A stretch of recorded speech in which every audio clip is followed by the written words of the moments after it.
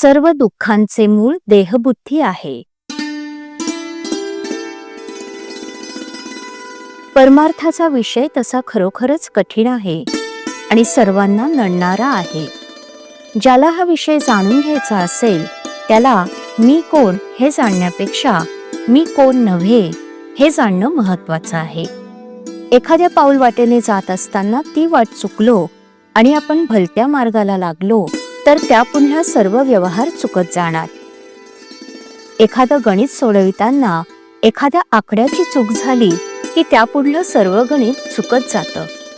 किंवा एखाद्या रोगाचं निदान बरोबर झालं नाही तर मग त्या रोगावर केलेली औषध योजना फुकट जाते.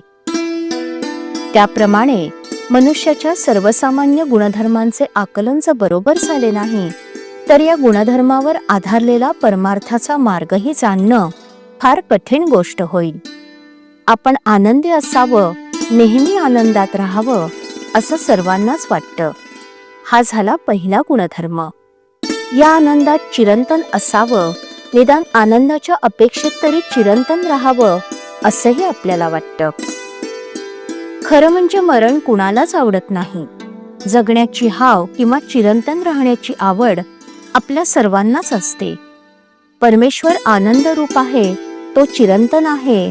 आपल्या ठिकाणी तो अंशरूपाने असल्याने आपल्यालाही तसं राहणं साहजिकच आवडतं.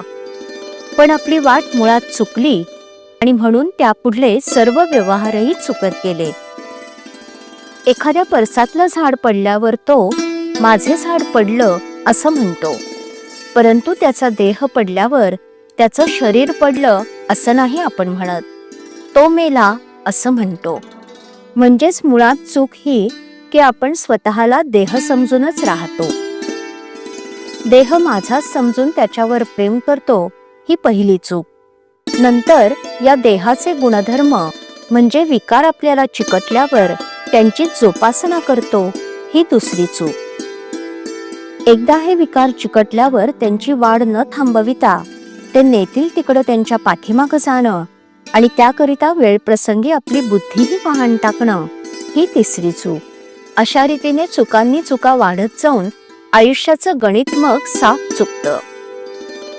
एखादं झाड तोडायचं असेल तर प्रथम त्याच्या फांद्या तोडाव्या लागतात आणि नंतर बुंधा तोडतात. तसं नीती धर्माने वागणं म्हणजे देहाला लागलेल्या विकाराच्या फांद्या तोडण्याप्रमाणेच आहे. दुसरी योजना म्हणजे सगुण भक्तीची. सगुण भक्ती करताना माणूस क्षणभर का होईना स्वतःला विसरतो आणि मी तुझा आहे असं म्हणतो. या भगवंताचा सतत सहवास जर कशाने लाभत असेल तर त्याच्या नामानेच. या नामाच्या सहवासात राहिल्याने देहावरचं प्रेम आपोआप नष्ट होईल आणि मग देहाने मांडलेल्या प्रपंचावरचेही प्रेम कमी होईल. पुढे त्याला सर्वत्र परमेश्वरच दिसेल. तेव्हा आत्तापासून मी राहीन तर नामातच राहीन असा निश्चय करा. मला खात्री आहे राम तुमच्यावर कृपा करेल. श्रीराम.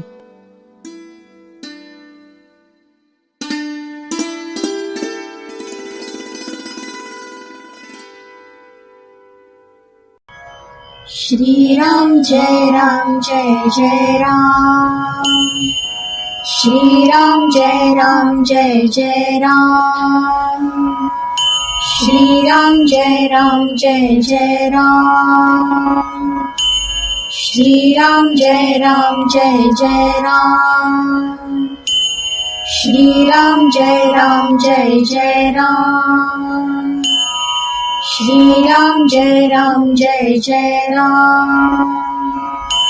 श्रीराम जय राम जय जय राम. श्रीराम जय राम जय जय राम.